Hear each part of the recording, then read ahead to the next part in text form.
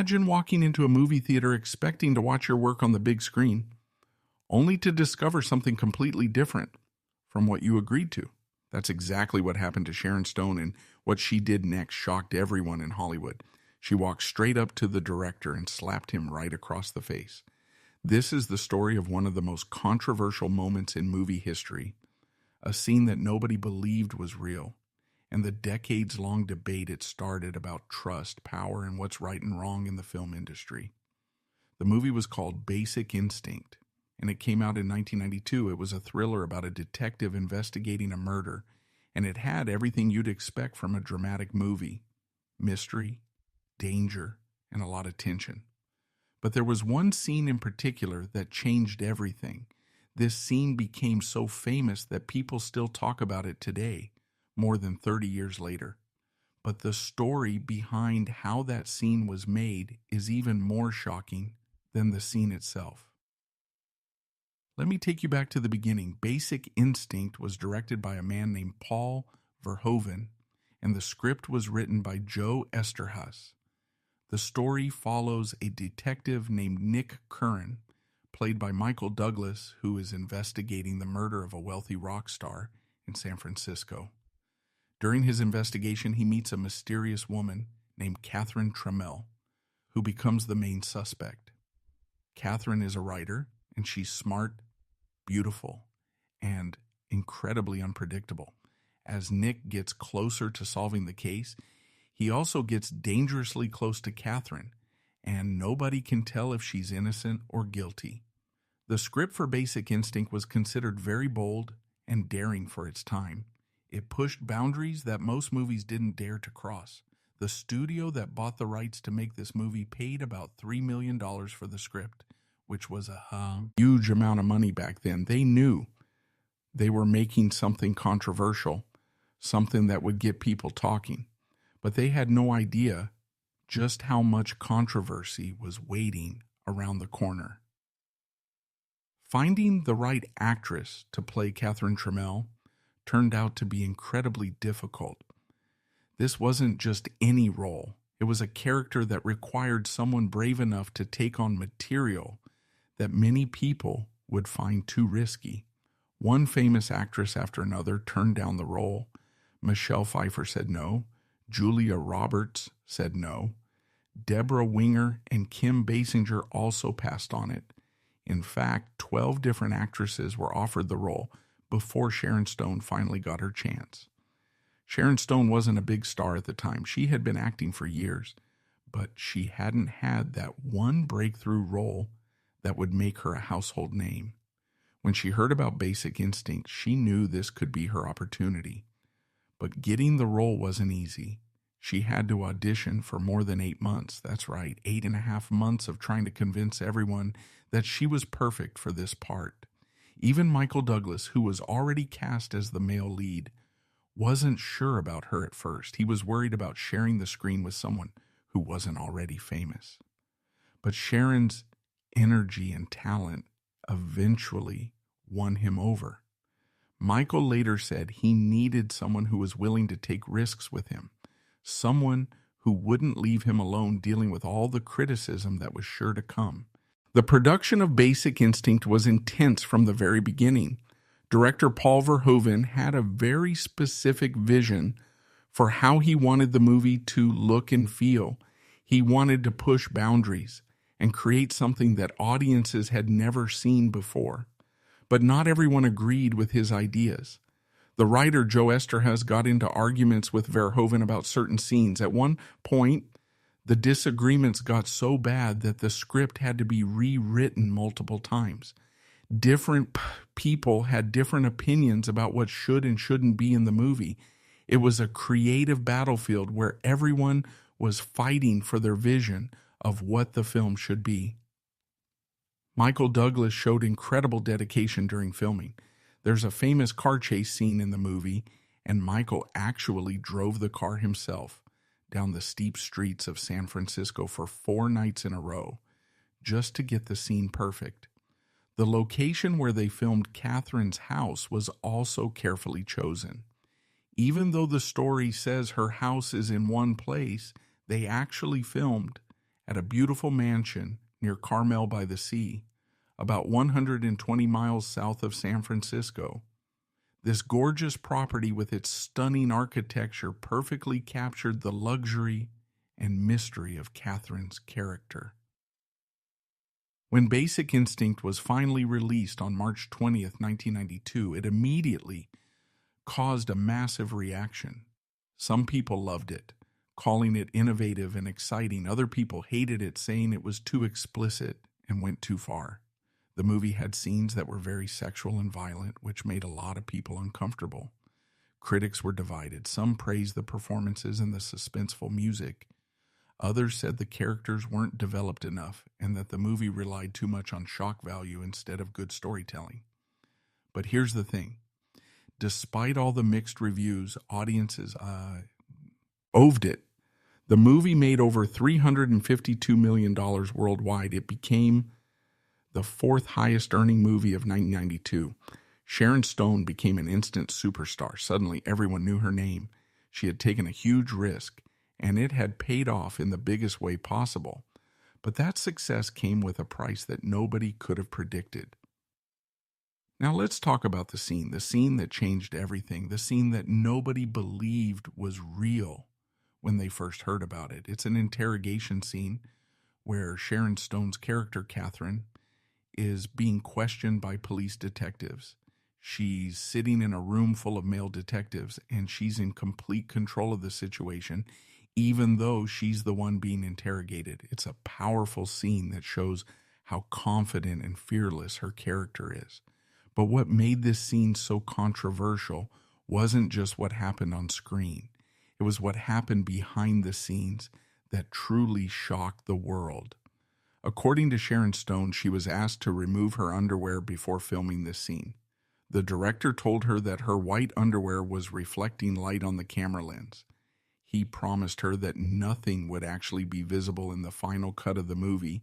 He said they just needed her to take it off because the reflection was causing technical problems. Sharon trusted him.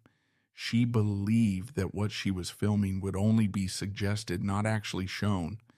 The director told her, "We can see that you're wearing underwear. I just need you to take it off because the white is reflecting the light." Sharon agreed because she trusted the director and the crew. She thought she understood what would appear in the final movie, but she was wrong. Months later, when it was time to see the finished film, Sharon went to a private screening room. The room was full of agents and lawyers, people who had nothing to do with making the movie, but were there for business reasons. As Sharon watched the screen, she realized with horror that the scene showed much more than she had been promised. What she saw was far more explicit than what she had agreed to. She felt betrayed, violated, and angry. What Sharon did next became legendary. She stood up, walked directly to where Paul Verhoeven was sitting, and slapped him across the face. Then she left the screening room, got in her car, and immediately called her lawyer. In her autobiography published in 2021, Sharon described this moment in detail. She said it was terrifying and that playing this role gave her horrible nightmares. She felt like her trust had been completely broken. She believed that a crucial moment had been filmed without her truly understanding what would be shown. Even though she had been assured that any nudity would only be hinted at, the final product showed something entirely different. Sharon described feeling like she had been stripped of more than just her clothes. She felt like her autonomy and her right to make informed decisions about her own body had been taken away from her. This wasn't just about one scene in one movie. This was about something much bigger, the way actors, especially women, are sometimes manipulated or misled in the name of art. But Paul Verhoeven tells a very different story. He has always defended the choices he made during production. He insists that Sharon knew exactly what they were filming. He says it was impossible for her not to know what the scene would look like because she knew exactly what they were doing. Verhoeven believes that the provocative element of the scene was carefully planned and that Sharon had fully consented to everything. He has said that as artistic vision required this scene to be exactly as it appeared in the final film, and he stands by that decision. This creates a really difficult situation. We have two people who are both there, both involved in making the same scene, but they remember it completely differently. One person says they were tricked and betrayed. The other person says everything was agreed upon and understood. Who's telling the truth? Or is it possible that both people believe they're telling the truth because they experience the situation so differently? The screenwriter Joe Esterhaas added another perspective to this controversy. He admitted that while the scene was powerful and effective, it had unintentionally overshadowed the more complex elements of the film. He felt that the shock value, while artistically effective, had ultimately hurt the deeper narrative he had tried to create. His distancing from the situation highlights not just the internal divisions during production, but also how standards about what's acceptable in movies have changed over the years. The contradictory accounts between Sharon and Paul represent a deeper systemic problem in Hollywood, a lack of clear boundaries when it comes to consent and the treatment of actors, particularly women, in scenes that push the limits of explicit content. Sharon's persistent claims that she was misled about the nature of the scene and that her exposure was far more explicit than promised triggered intense debates about artistic manipulation and the exploitation of female talent. Despite this explosive moment and her feelings of betrayal, Sharon ultimately decided not to sue the director or the studio. After consulting with her lawyer, she made a difficult choice. She said, because it was right for the film and for the character, and because ultimately I did it. This decision reflects a complex interaction between professional acceptance of the film's final form and personal regret about the circumstances that led to its creation. Sharon understood that the scene had become an iconic part of cinema history, but that didn't make the experience any less painful for her.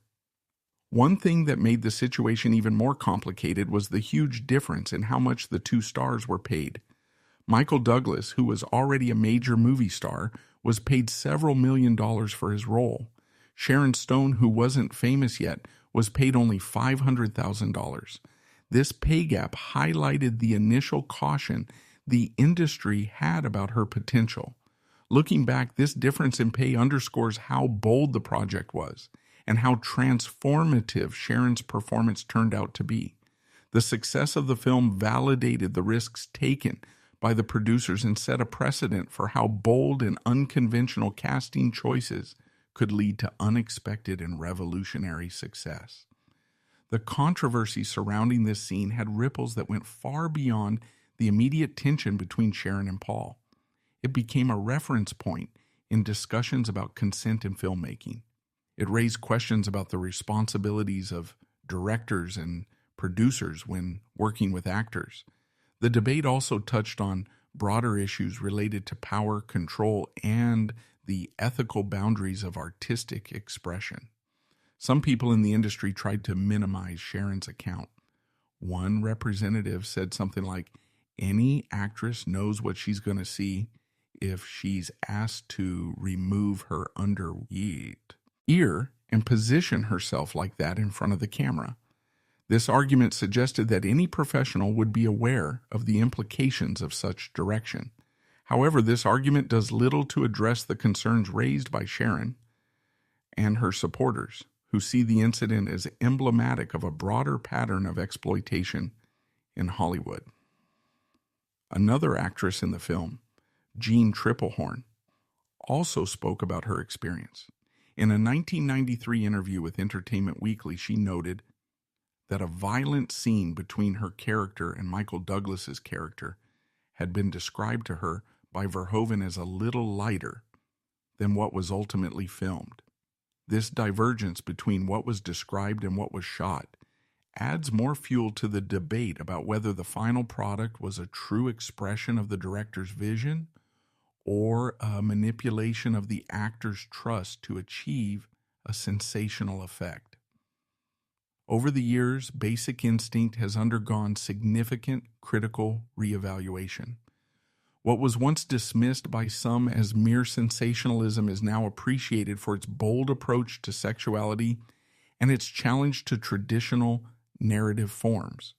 Despite, or perhaps because of the controversy, scholars have praised the film as a masterpiece of neo-noir that plays with and transgresses the narrative rules of classic film noir. This testifies to its lasting influence on cinematic style and genre conventions. Multiple home video editions, including a director's cut with extended sequences, have kept the film in ongoing discussion and reinterpretation. The memories Sharon has shared and the heated exchange of testimonies with Verhoeven capture the deep tensions that still permeate discussions about the film. The conflict between her experience of exploitation and the director's insistence on artistic freedom reflects broader debates within the film industry regarding consent, control, and the ethical responsibilities of filmmakers.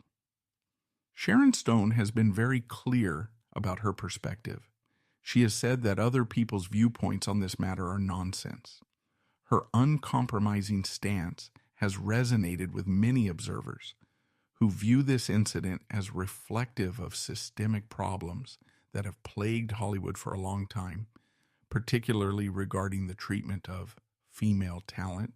As someone who lived through this experience, she rejects alternative viewpoints that try to justify what happened or minimize her feelings about it.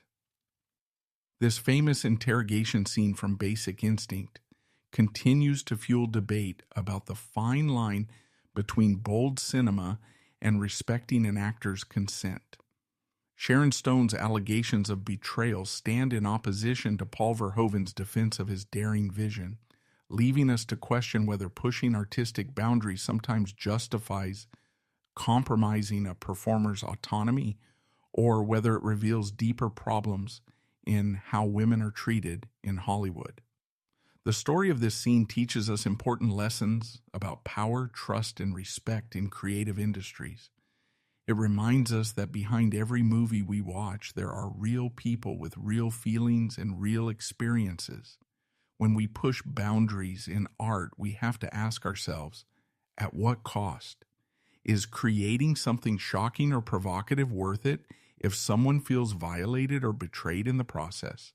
These are questions that the entertainment industry continues to wrestle with today. Sharon Stone's courage in speaking out about her experience has paved the way for other actors to share their own stories about times when they felt uncomfortable, pressured, or misled on set. Her willingness to be honest, even when it meant admitting to moments of vulnerability and pain, has contributed to important conversations about how we can make the film industry safer and more respectful for everyone involved. The legacy of Basic Instinct is complicated. On one hand, it's a film that broke barriers and created opportunities for bolder storytelling. It proved that audiences were ready for more mature, complex narratives. It turned Sharon Stone into a star and showed the world what she was capable of as an actress. On the other hand, it represents a moment in Hollywood history where the line between artistic vision and personal consent became dangerously blurred. It's a reminder of a time when the voices of actors, especially women, weren't always heard or respected the way they should have been. Today, things are slowly changing in Hollywood. There are now intimacy coordinators on sets to help actors feel safe during scenes that involve nudity or simulated sex. There are clearer contracts and conversations about what actors are and aren't comfortable with. These changes didn't happen by accident. They happened because people like Sharon Stone spoke up about their experiences, even when it was difficult and even when they knew they might face backlash. The question remains, can cinema be both provocative and ethical? Can we push boundaries and tell daring stories while still treating everyone involved with dignity and respect? I believe the answer is yes, but it requires constant vigilance, open communication, and a willingness to prioritize people over profit. It means listening when someone says they're uncomfortable. It means being honest about what's being filmed and how it will be used. It means recognizing that artistic freedom doesn't give anyone the right to violate another person's trust or autonomy. Sharon Stone's story is ultimately one of survival and resilience. Despite everything that happened, she continued her career and became one of the most respected actresses in Hollywood. She didn't let this experience destroy her, even though it easily could have. Instead, she used her platform to speak truth to power and to advocate for better treatment of actors in the industry. That takes incredible strength and courage. As we look back on Basic Instinct and the controversy surrounding it, we're forced to confront uncomfortable truths about how the entertainment industry has operated for decades. We're challenged to think about what we're willing to accept in the name of art and what lines should never be crossed. We're reminded that behind every iconic scene, there's a human being whose experience matters. So what do you think about all of this? Do you believe that pushing artistic boundaries can justify compromising a performer's sense of safety and consent? Or does this controversy show that Hollywood still has a long way to go in how it treats actors, especially women? Can we create bold, provocative cinema while still maintaining ethical standards and respecting everyone involved?